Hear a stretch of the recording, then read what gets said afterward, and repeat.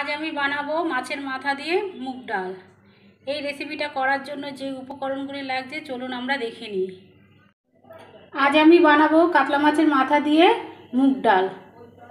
এই রান্নাটা করার জন্য যে জিনিসগুলি লাগছে সেগুলো হলো কাতলা মাছের মাথা, এখানে আমি পরিষ্কার করে ধুয়ে নিয়েছি, আর এখানে মুগ ডাল সেদ্ধ করে রেখেছি খালি খোলায় ভেজে, পেঁয়াজ কুচি, আর এখানে বাটা মশলা আছে, এর মধ্যে আছে আদা, রসুন, জিরে, লঙ্কা বাটা, আর এখানে লবণ, চিনি, হলুদ, আর ফোড়ন দেওয়ার জন্য আছে তেজপাতা, গোটা জিরে, শুকনো লঙ্কা, আর এটা ভাজা মশলা, জিরে ভাজা খালি খোলায় ভেজে আমি বেটে নিয়েছি।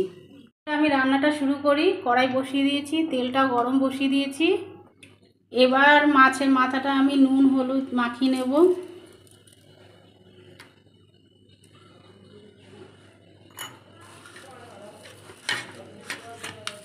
তেল গরম হয়ে গেছে, এবার মাথাটা দিয়ে দেব।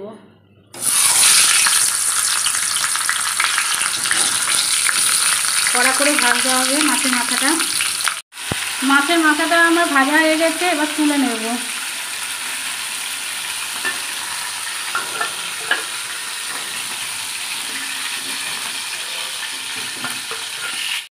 এই তেলেই আমি ফোড়ন দিয়ে দেব, তেজপাতা, শুকনো লঙ্কা, গোটা জিরে।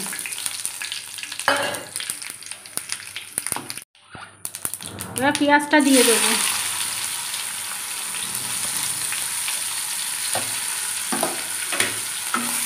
পেঁয়াজটা ভালোভাবে ভাজতে হবে।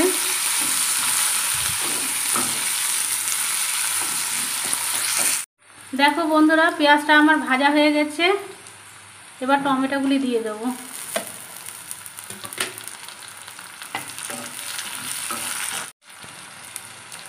স্বাদ মতো নুন দিয়ে দেব,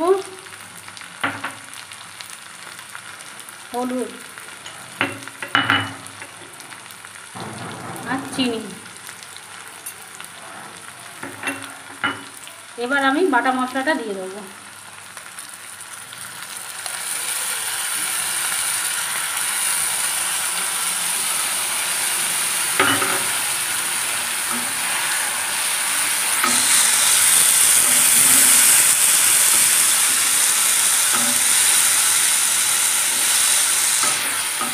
মশলাটা ভালোভাবে কষাতে হবে যাতে কাঁচা রসুনের গন্ধটা না থাকে।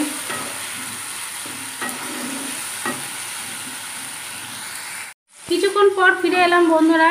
দেখুন আমার মশলাটা কষানো হয়ে গেছে। এবার এই ভাজা মাছের মাথাগুলি দিয়ে দেব।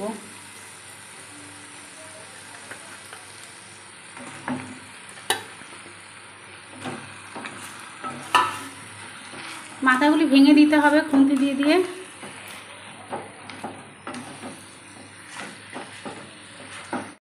দেখো বন্ধুরা, মশলার সঙ্গে মাছের মাথাটা মিশে গেছে। এবার আমি এই সেদ্ধ করা মুগ ডালটা দিয়ে দেবো।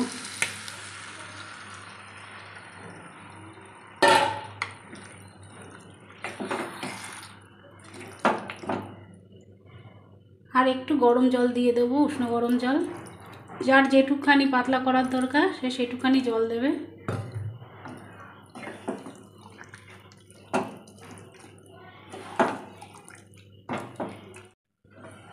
এটা ফুল আছেই, ফুটবে ডালটা। তারপরে নামানোর আগে ঘি গরম মশলা দিয়ে নামাতে হবে। দেখো বন্ধুরা, ডালটা ফুটে গেছে। প্রায় 5 মিনিট ধরে আমি ফুটিয়েছি ডালটাকে। এবার আমি নামিয়ে দেবো ডালটা। নামানোর আগে আমি ঘি গরম মশলা আর সেই ভাজা মশলাটা দিয়ে দেব। ঘি,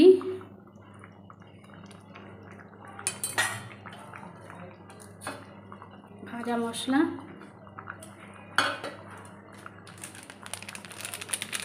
আর গরম মশলা।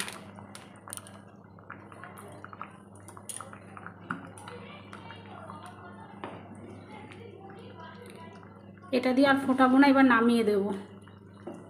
মাছের মাথা দিয়ে মুগ ডাল আমার রেডি। এবার আমি নামিয়ে নেব।